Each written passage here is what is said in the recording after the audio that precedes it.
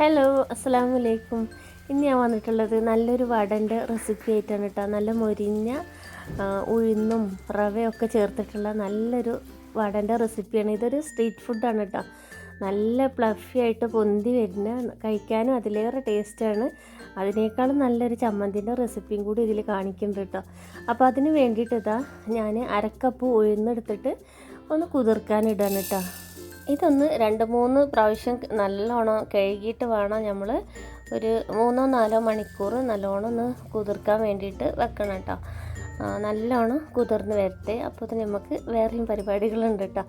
അപ്പോൾ ഞാനിത് ഉച്ചയ്ക്ക് നമ്മളെ പരിപാടികളൊക്കെ രാവിലത്തെ പരിപാടികളൊക്കെ കഴിഞ്ഞതിൻ്റെ ശേഷമാണ് ഇത് കുതിർത്ത് വെക്കണത് കേട്ടോ. പിന്നെ ഒരു 5 മണിയൊക്കെ ആകുമ്പോൾ നമുക്കിത് എടുത്തുകാണ്ട് ചായൻ്റെ ഒക്കെ നേരമാവുമല്ലോ, അപ്പോൾ നമുക്കിത് എടുത്തുകാണ്ട് ഉണ്ടാക്കിയാൽ മതി കേട്ടോ. അതുവരെ നമുക്കിത് റെസ്റ്റ് ചെയ്യാൻ വെക്കാം. അപ്പോൾ ഞാൻ നല്ലോണം കഴുകി വൃത്തിയാക്കിയതിൻ്റെ ശേഷം നല്ല വെള്ളം ഒഴിച്ചിട്ട് കുതിർക്കാൻ വേണ്ടിയിട്ട് വെക്കുന്നുണ്ട് കേട്ടോ.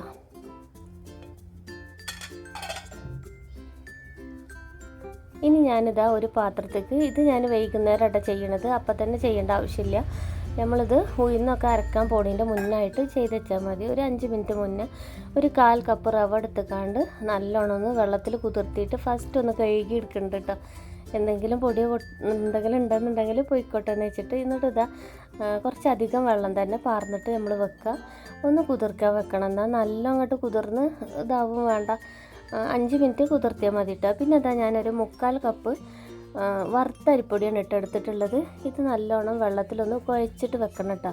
കുഴച്ചിട്ട് വെക്കണം വെച്ചാൽ കലക്കരുത്. നമ്മൾ പത്തിരിക്കൊക്കെ ഇങ്ങനെ കുഴക്കൂലേ, അതേമാതിരി മാവ് കുഴച്ചിട്ട് വെക്കണം കേട്ടോ.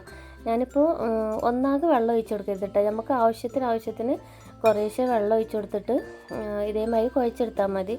വെള്ളത്തിൻ്റെ അളവ് നമുക്ക് പ്രത്യേകമായിട്ട് പറയാൻ കഴിയൂല കേട്ടോ. നമ്മൾ കുഴക്കണതിനനുസരിച്ചിട്ടേ മനസ്സിലാവുള്ളൂ. ഓരോ പൊടിക്കും വെള്ളത്തിൻ്റെ അളവ് വ്യത്യസ്തമായിരിക്കും.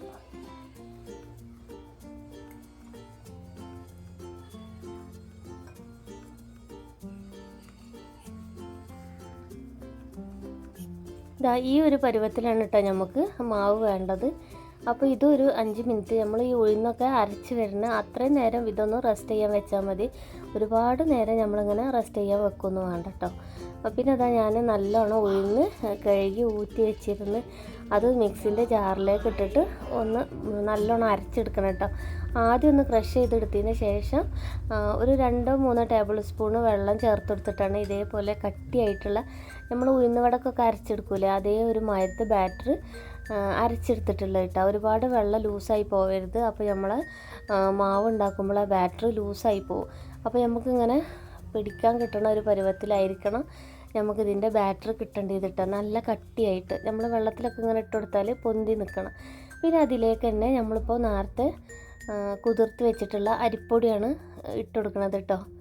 പിന്നെ ഇതിലേക്ക് തന്നെ നമ്മൾ റവ ഇട്ട് കൊടുക്കണം. റവ നല്ലോണം ഒന്ന് പിഴിഞ്ഞിട്ട് വേണം കേട്ടോ ഇട്ട് കൊടുക്കാൻ വേണ്ടിയിട്ട്. വെള്ളത്തിൻ്റെ ഒരു അംശം പോലും റവയിൽ ഉണ്ടാവാൻ പാടില്ല. ഞാൻ ഫസ്റ്റ് റവയത്തെ വെള്ളം ഊറ്റി കളഞ്ഞതിൻ്റെ ശേഷമാണ് വെള്ളം ഊറ്റി കളഞ്ഞിട്ട്. എന്നാലും ഞാൻ കൈയേറ്റ് നല്ലോണം ഇതേമാതിരി പിഴിഞ്ഞ് കൊടുക്കണം.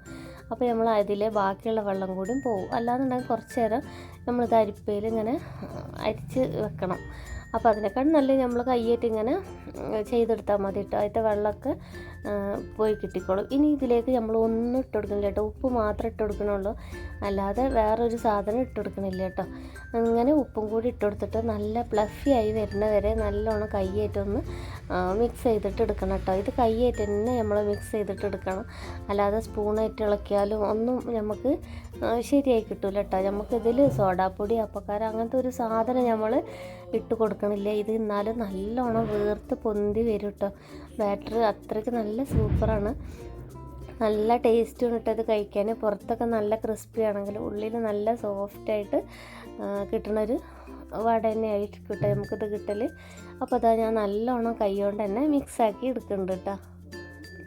എൻ്റെ എല്ലാ കൂട്ടുകാർക്കും ഈ വീഡിയോ കണ്ടുകൊണ്ടിരിക്കുമ്പോൾ നമ്മളെ ചാനൽ ഇഷ്ടമാവുകയാണെന്നുണ്ടെങ്കിൽ എല്ലാവരും ഒന്ന് സപ്പോർട്ട് ചെയ്യണം കേട്ടോ. ലൈക്ക് ചെയ്യുക, ഒന്ന് ഷെയറും കൂടി ചെയ്ത് കൊടുക്കുക നിങ്ങളെ ഫ്രണ്ട്സിനും ഫാമിലിക്കും ഒക്കെ ഒന്ന് കേട്ടോ. പുതുതായി കൂട്ടുകാരാണെന്നുണ്ടെങ്കിൽ സബ്സ്ക്രൈബ് ചെയ്തിട്ട് ആ ബെൽ ബട്ടണും കൂടി ഓൾ പ്രസ് ചെയ്യുക. എന്നാലേ എല്ലാവർക്കും നോട്ടിഫിക്കേഷൻ കിട്ടുള്ളൂ കേട്ടോ. അപ്പോൾ ഞാനിതിലേക്ക് ചമ്മന്തി ഉണ്ടാക്കുന്നത് ഇതേമാതിരത്തെ നിലക്കടല ഉപയോഗിച്ചിട്ടുണ്ട്. നല്ല ടേസ്റ്റി ചമ്മന്തി കേട്ടോ. നമ്മളിവിടെ അങ്ങനെ ആരും ഇത് ഉണ്ടാക്കാറില്ല എന്നുണ്ടെങ്കിലും തമിഴ്നാട് ആ ഭാഗത്തേക്ക് ഭയങ്കര ഫേമസ് ആയിട്ടുള്ള ചമ്മന്തിയാണ് ഇട്ടത്. അപ്പോൾ ഞാനിത് ഇതിലേക്ക് 3-4 പച്ചമുളകും കൂടി എരിവിന് ആവശ്യമായിട്ടുള്ളത് ഇട്ട് കൊടുത്തിട്ട് നല്ലോണം വറുത്തെടുത്തേക്കണം കേട്ടോ. വേറെ ഒന്നും ഇതിലേക്ക് ഇട്ട് കൊടുത്തിട്ടില്ല. പിന്നെ ഇതിലേക്ക് ഇതാ 1/4 കപ്പ് പൊട്ടുകടലയും കൂടി ഇട്ട് കൊടുത്തിട്ടുണ്ട്. പൊട്ടുകടല വറക്കേണ്ട ആവശ്യമൊന്നുമില്ല കേട്ടോ.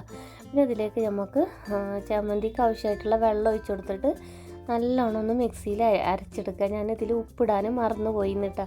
അപ്പോൾ ഞാനിത് പാകത്തിന് ഉപ്പും കൂടി ഇട്ട് കൊടുത്തിട്ട് ഒന്നും കൂടെ നല്ലോണം ടൈറ്റാണെന്ന് തോന്നിയപ്പോൾ കുറച്ചും കൂടി ഒരു 2-3 ടേബിൾ സ്പൂണും കൂടി വെള്ളം ഒഴിച്ച് കൊടുത്തിട്ട് ഒന്ന് അരച്ചെടുത്തിട്ടുണ്ട്. ഇനി ഇതിലേക്ക് നല്ലൊരു താളിപ്പും കൂടി ഉണ്ടാക്കിയിട്ട് നമുക്ക് ഒഴിച്ചു കൊടുക്കാം. വെളിച്ചെണ്ണയിൽ തന്നെ താളിക്കാൻ ശ്രദ്ധിക്കുക, അതാണ് ടേസ്റ്റ്. അപ്പോൾ ഇതാ അതിലേക്ക് കുറച്ച് കടുകിട്ട് പൊട്ടിച്ച് കൊടുത്തിട്ടുണ്ട്, കുറച്ച് ഉഴുന്നും കൂടി ഇട്ട് കൊടുത്തിട്ടുണ്ട്. ഇതിലേക്ക് ചുവന്ന മുളകും കൂടി ഉണ്ടെങ്കിൽ ഇട്ട് കൊടുക്കണം കേട്ടോ. എൻ്റെ കയ്യിൽ പൊല്ലിയായിരുന്നു, അതുകൊണ്ട് ഇട്ട് കൊടുത്തിട്ടില്ല. കുറച്ച് ഫ്രഷ് കരിവേപ്പിൻ്റെ ഇലയും കൂടി ഇതിലേക്ക് ഇട്ട് കൊടുത്തിട്ടുണ്ട്. അതും കൂടി നല്ലോണം മൂപ്പിച്ചതിന് ശേഷം ചമ്മന്തിക്ക് ചട്നിയിലേക്ക് ഒഴിച്ചു കൊടുത്തിട്ടുണ്ട്. എന്നിട്ട് നല്ലോണം ഒന്ന് ഇളക്കിയിട്ട് മിക്സ് ചെയ്ത് വെക്കുക. നല്ല ടേസ്റ്റ് ആയിട്ടുള്ള ചട്നി റെഡി ആയിട്ടുണ്ട് കേട്ടോ. പിന്നെ അതാ ഞാൻ ആ കടായി തന്നെ, കടായി മാറ്റിയൊന്നും കൊടുത്തിട്ടില്ല കേട്ടോ.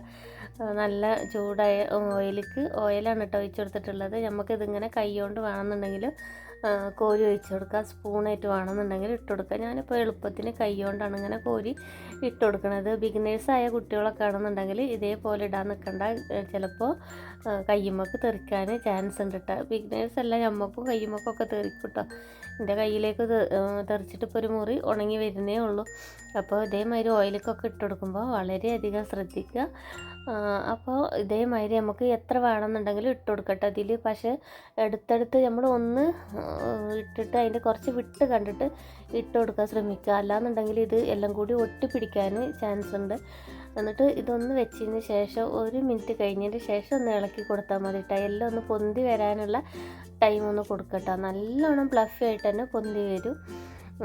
ഇത് നമ്മൾ ഹൈ ഫ്ലെയിമിൽ വെക്കരുത്, അത്യാവശ്യം ഒന്ന് വെന്ത് കിട്ടാനുണ്ട്. അതുകൊണ്ട് നമ്മൾ മീഡിയം ഫ്ലെയിമിൽ വെച്ചാൽ മതി. എന്നിട്ട് നല്ലോണം പൊരിച്ചെടുക്കുക. ഇതിലധികം എണ്ണ കുടിക്കൊന്നുമില്ല കേട്ടോ. നമ്മൾ റവയും അരിപ്പൊടിയൊക്കെ ചേർത്തത് കൊണ്ട് തന്നെ അധികം എണ്ണ കുടിക്കുന്നുള്ള പേടിയൊന്നും വേണ്ട. അപ്പോൾ ഇതാ ഞാൻ എല്ലാതും ഇതേപോലെ പൊരിച്ച് കോരിയെടുത്തിട്ടുണ്ട് കേട്ടോ. സിമ്പിളല്ല ഉണ്ടാക്കാൻ. അപ്പോൾ എൻ്റെ എല്ലാ കൂട്ടുകാരും ഉണ്ടാക്കി നോക്കിയിട്ട് ഫീഡ്ബാക്കും നിങ്ങളെ അഭിപ്രായങ്ങളൊക്കെ അറിയിക്കുക. ഇതേപോലെ തന്നെ സിമ്പിൾ ഒരുപാട് വീഡിയോസ് നമ്മളെ ചാനലിലുണ്ട് കേട്ടോ. നമ്മളെ വീട്ടിലുള്ള ചേരുവ വെച്ചിട്ട് തന്നെ ഉണ്ടാക്കാൻ പറ്റിയിട്ടുള്ള. അപ്പോൾ എല്ലാവരും ഉണ്ടാക്കി നോക്കിയിട്ട് അഭിപ്രായം പറയണം കേട്ടോ. പിന്നെ ഇത് കഴിക്കുമ്പോഴുണ്ടല്ലോ ഇതേമാതിരി കുറച്ച് സവാള അരിഞ്ഞതും കൂടി എടുത്ത് വെക്കണം. എന്നിട്ട് അതും കൂടി കൂട്ടിയിട്ട് വേണം ഈ എന്താ പറയുക വട കഴിക്കാൻ വേണ്ടിയിട്ടാ. അപ്പോൾ ഇതേ നല്ല ഫ്ലഫിയാണ് കേട്ടോ. ഉള്ളിൽ ഒരു സ്പോഞ്ചി ആയിട്ടാണ് നമുക്ക് ഉള്ളിൽ കിട്ടൽ. അപ്പോൾ ഞാൻ ഇതേമാതിരി നമ്മൾ കുറച്ച് ഉള്ളി എടുക്കുക, എന്നിട്ട് കുറച്ച് ചട്നിയും കൂടി എടുത്തിട്ട് വേണം കഴിക്കാൻ വേണ്ടിയിട്ട്. ചട്നിക്ക് അത്യാവശ്യം എരിവ് വേണം കേട്ടോ. നല്ല എരിവുള്ള മുളക് നോക്കിയിട്ട് തന്നെ എടുക്കണം.